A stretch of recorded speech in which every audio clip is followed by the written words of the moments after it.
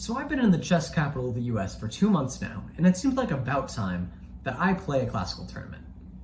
So I played in the Autumn Open Championship last week, which was a 5-round 90 plus 30 tournament hosted by the St. Louis Chess Club.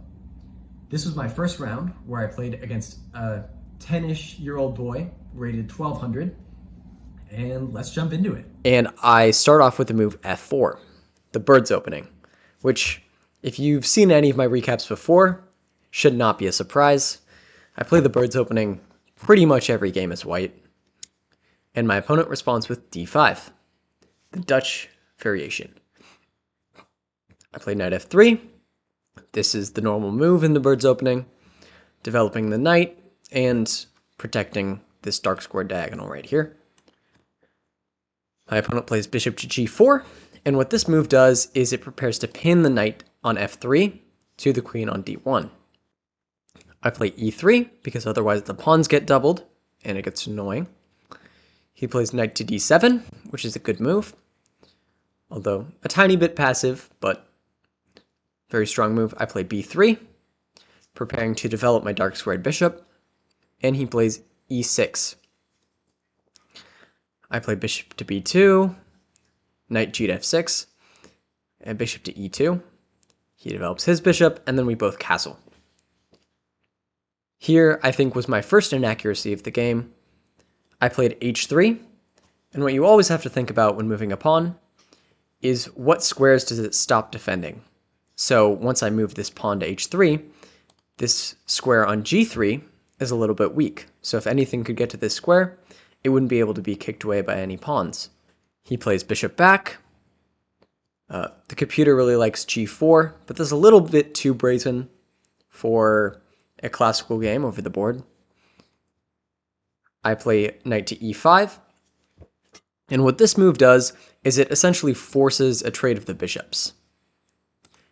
And it also puts a knight on this nice square in the center of the board. So he trades bishops, I take back, and then he plays knight to e4. And this takes advantage of my h3 move, like I was talking about. This square here is really weak, so the knight's threatening to jump to this square. And this would actually be pretty bad for me because it would fork my queen and my rook. So he would win in exchange. And I don't want that. So I play this move, rook to f3, which I thought was a really nice move.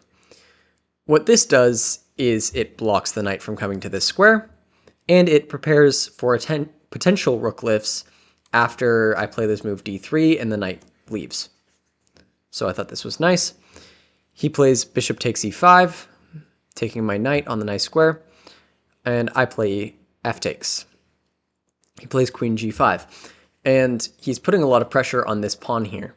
And I don't really have a good way to protect the pawn, because if I play d4, which looks like a logical way to defend it, this knight is forever anchored on e4, and there's no good way to get rid of it. I would have to play something like knight here, and then take, and then this pawn becomes a problem. So the engine's reflecting this. It says negative 0.8, and yeah, so that would just be pretty unpleasant overall.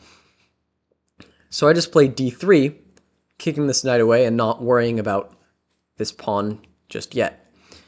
He plays knight back to c5. And this isn't that great of a move because this knight really doesn't have anywhere to go. It looks kind of sad. And see this pawn, now if he takes it, my bishop will kind of have this open diagonal, which would be good for me.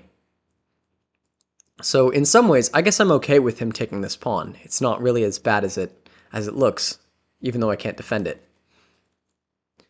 I play queen f2, and my idea is if he were to ever take this pawn, then, or basically whatever he does, I have the option of rook to g3 and attacking this queen, forcing it back. He plays knight to b6. His idea is to reroute this knight back, but what he doesn't realize here is this knight is really loose. It doesn't have anything defending it, and it's really hard to defend in general. And so, LPDO, loose pieces drop off. I play bishop to a3, and this bishop gets on this diagonal, attacking this knight, which is undefended, and the rook behind it. So he plays knight back, defending it the only way he can. And what I'd like to do is play d4, put pressure on the pinned piece. But here, if I play d4, then he has knight to e4, which hits my queen, and then everything gets a little bit messy, and I don't really like this. So what I do instead is I kick the queen back first, and then I play knight to d2. And what this does is, if, say he just plays a random move, and I play d4, he doesn't have this idea with knight takes, or knight here, because I just take the knight. And after pawn takes, I would take the rook, and I'd be up in exchange. So he can't really do that. But here he plays a5.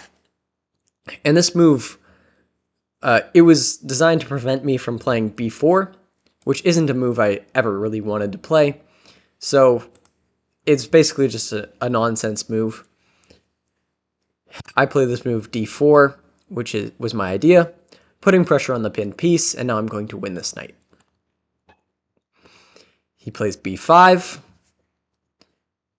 which gains space on the queen side, but still doesn't really do anything. I take this knight, he pushes my bishop back, and then he takes this pawn. And my queen and my rook over here are staring at this king, and I realize I can create a pretty easy kingside attack here. So I play queen to f4, preparing to go to h6 and then checkmate onto g7. He plays a4, starting to attack on my queen side, but this doesn't really do anything. I follow through with my plan, and he plays g6, which is basically the only move. I play bishop to d4, trying to push his knight back. He plays knight back, and then I play rook to f1, getting one of my last pieces into this game.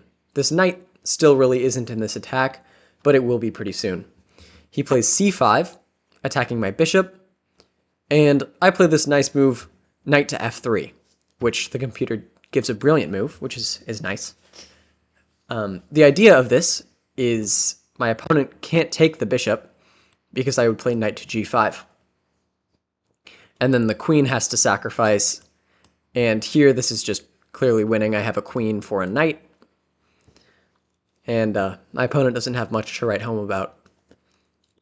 So he plays f6, and here I missed an insane move. I could have played rook takes g6, which isn't actually that straightforward, because after h takes, queen takes, king to h8, it's hard to really see how I'm getting an attack on this king. Sure, it looks really weak, but you can't just say it looks weak and then have that win the game. You have to play e takes. Knight takes is the obvious move. The computer's giving a bogus evaluation here. It just doesn't see the mate. It's like mate in 12 here. And if I'd seen this mate in 12, call Kramnik. Like, I mean, I guess I could just be playing crazy moves for the fun of it, but when I'm this clearly winning, there's no reason to go for this. You could play knight to g5, rook to a7 defends, and then rook to f4 is the idea. Preparing to get this rook onto the h-file and attack the king. It's a nice move, definitely. He plays rook to g7, rook takes. And this move is insane too. You can't just take this queen because rook takes his mate. This is a beautiful mating construction here, the double check. So that doesn't work. If instead it plays c takes d4, this is the main idea. And now it's mate in 12. So it's something like this, where just keep giving checks, and eventually you checkmate on the other side of the board after making the king walk all the way over there. So yeah, if I would have found that, that would have been a really nice conclusion to the game, but I didn't. Instead, I just played bishop back to a1, getting my bishop out of danger, and I'm still totally winning here. It looks really good for me. he plays a takes b3. This move, I can really just ignore this. It doesn't really do that much. I play pawn takes, he plays knight takes, and then I play knight to g5.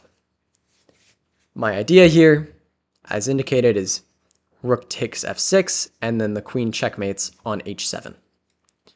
He doesn't allow that. He plays rook to a7, which is a nice defensive move, hitting the rook hitting the pawn all the way from the other side of the board.